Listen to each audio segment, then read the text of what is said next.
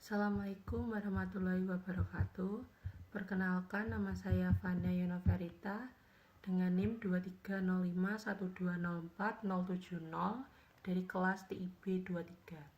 Di sini saya akan menjelaskan tentang model infrastruktur jaringan. Pengertian model jaringan. Model atau kerangka kerja yang menggambarkan bagaimana komponen jaringan komputer diatur, dipasang, dan dioperasikan sehingga memungkinkan komunikasi antar perangkat atau sistem. Model ini mencakup protokol, perangkat lunak, perangkat keras, dan kebijakan yang digunakan untuk memastikan ketersediaan, kelancaran, dan keamanan jaringan. Jaringan komputer. Jenis jaringan di mana semua data, sumber daya, dan pengelolaan jaringan dipusatkan pada satu server atau pusat kontrol. Dalam model ini, perangkat lain yang terhubung ke jaringan, seperti komputer klien, bergantung pada server untuk mengakses data, aplikasi, atau layanan. Jaringan terdistribusi, sistem jaringan di mana komputasi dan penyimpanan data dibagi antara beberapa perangkat atau node yang berbeda secara geografis, tetapi semuanya terhubung dan bekerja sama sebagai satu sistem. Setiap node dalam jaringan melakukan tugas tertentu dan dapat berkomunikasi dengan node lainnya untuk menyelesaikan tugas yang lebih besar secara efisien. Contoh penerapan. Arsitektur jaringan di mana satu server pusat atau lokasi utama menangani dan mengelola semua data, aplikasi, dan layanan. Perangkat lain yang terhubung ke jaringan seperti komputer klien bergantung pada server pusat untuk dapat mengakses data dan aplikasi. Yang kedua itu jaringan terdistribusi banyak digunakan di berbagai bidang teknologi karena sangat efisien, skalabel, dan tahan terhadap kegagalan. Ini melibatkan penyebaran data dan komputasi di berbagai lokasi atau node yang terhubung untuk mendukung efisiensi dan kerja tim. Selanjutnya, pembagian jaringan berdasarkan cakupan.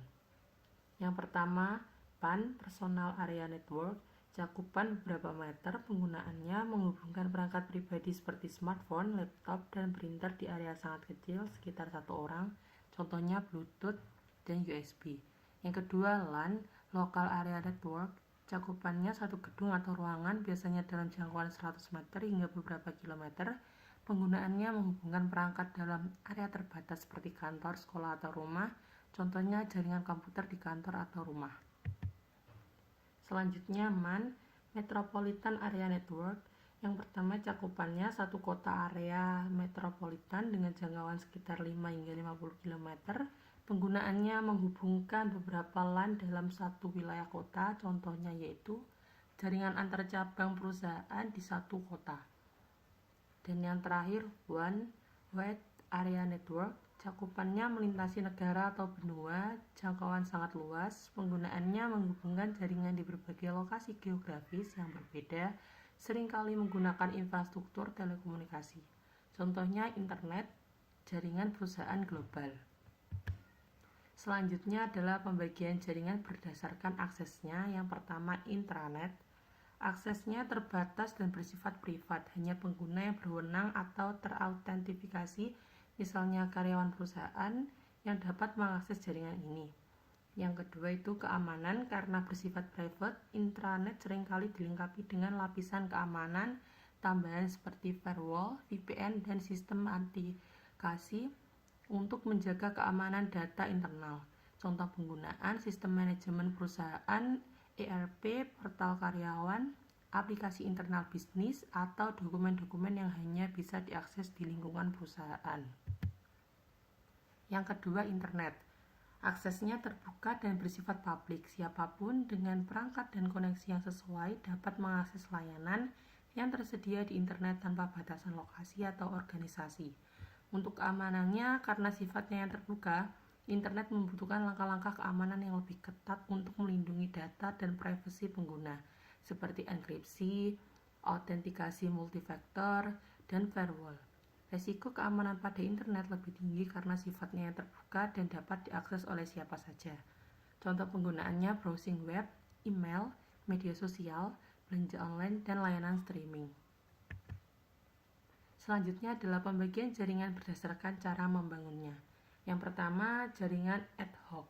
Pengertiannya, Jaringan ad hoc adalah jenis jaringan sementara atau tidak terstruktur yang dibangun tanpa menggunakan infrastruktur tetap, seperti router atau switch. Dalam jaringan ini, setiap perangkat berperan sebagai node yang bisa berfungsi sebagai pengirim, penerima, atau penerus data relay. Contohnya, jaringan di antara perangkat mobile dalam pertemuan cepat misalnya Bluetooth atau Wi-Fi direct. Jaringan MANET, Mobile Ad Hoc Network, yang digunakan di lingkungan dinamis seperti kendaraan atau robot. Yang kedua, jaringan infrastruktur. Pengertiannya, jaringan infrastruktur adalah jenis jaringan yang dibangun dengan menggunakan perangkat keras yang terstruktur seperti switch, router, dan access point untuk mengelola lalu lintas data dan komunikasi antar perangkat.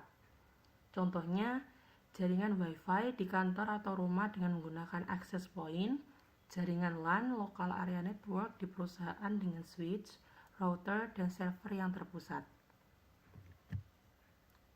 Selanjutnya yaitu jaringan berkabel wired network.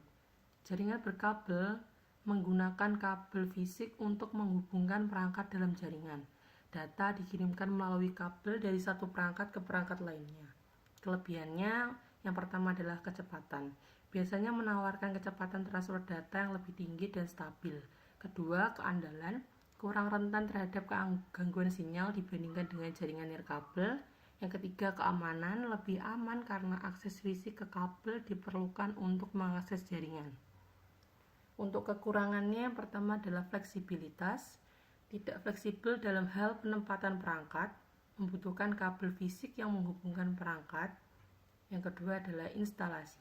Instalasi kabel bisa rumit dan memerlukan perencanaan yang lebih hati-hati. Selanjutnya adalah jaringan nirkabel, wireless network. Jaringan nirkabel menggunakan gelombang radio atau teknologi lain tanpa kabel fisik untuk menggunakan dan menghubungkan perangkat dalam jaringan. Data dikirimkan melalui udara antara perangkat. Kelebihannya yang pertama yaitu fleksibilitas, memungkinkan perangkat bergerak dan terhubung tanpa memerlukan kabel fisik. Yang kedua, kemudahan instalasi. Instalasi lebih cepat dan mudah karena tidak memerlukan kabel. Yang ketiga, skalabilitas, lebih mudah untuk menambahkan perangkat ke jaringan tanpa perlu kabel tambahan. Untuk kekurangannya yang pertama yaitu kecepatan, seringkali lebih lambat dibandingkan dengan jaringan berkabel, terutama pada jarak yang lebih jauh atau dalam lingkungan yang padat. Yang kedua, keamanan. Lebih rentan terhadap masalah keamanan karena sinyal dapat diakses oleh perangkat di sekitar jika tidak dilindungi dengan baik. Selanjutnya yaitu jaringan berdasarkan siarannya atau castingnya. Yang pertama yaitu unicast, 1 ke 1. Unicast adalah metode pengiriman data dari satu sumber ke satu tujuan. Data dikirimkan secara langsung dari satu perangkat ke perangkat lainnya yang spesifik. Yang kedua, broadcast, 1 ke semua. Broadcast adalah metode pengiriman data dari satu sumber ke semua perangkat dalam jaringan. Data dikirimkan ke semua perangkat yang ada dalam satu jaringan atau segmen. Yang ketiga yaitu multicast, 1 ke grup. Multicast adalah metode pengiriman data dari satu sumber ke sekelompok perangkat tertentu dalam jaringan, bukan ke semua perangkat atau hanya satu perangkat. Dan yang terakhir yaitu anycast. Anycast adalah metode pengiriman data dari satu sumber ke perangkat yang terdekat atau paling sesuai dalam sekelompok perangkat yang memiliki alamat yang sama. Terima kasih, itulah penjelasan saya tentang model infrastruktur jaringan. Apabila ada tutur kata dan perkataan yang kurang berkenan, saya mohon maaf, saya akhiri. Wassalamualaikum warahmatullahi wabarakatuh.